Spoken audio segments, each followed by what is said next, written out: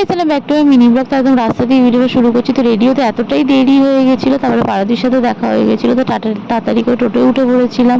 তারপর বাসেও একসাথে এসেছিলাম। তো এখন আমি আর মা হাঁটতে হাঁটতে যাচ্ছি আমার চশমা বানাতে।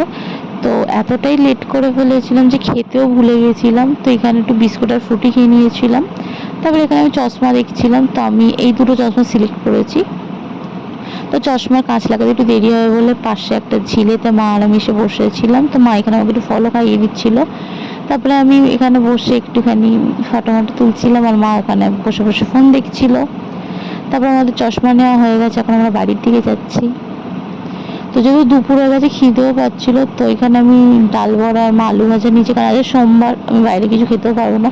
তো খেয়ে দিয়ে এখন আমরা বাসের জন্য দাঁড়িয়েছিলাম, আর এতটাই বাস আসতে লেট হচ্ছিলো যে কি বলবো, প্রায় আধ ঘন্টার মতো দাঁড়ানোর পরে বাস এসছে। বাস থেকে নেমে এখন হেঁটে হেঁটে যাচ্ছি। আর মা আর আমি আজ সেম পড়েছিলাম, আমরা পয়লা বৈশাখে পড়বো বলে তিনজন একই নিয়েছিলাম, কিন্তু মা আর আমি যেহেতু ঘুরতে যাচ্ছি ওই জন্য নতুনটাই আজ পরে নিয়েছিলাম।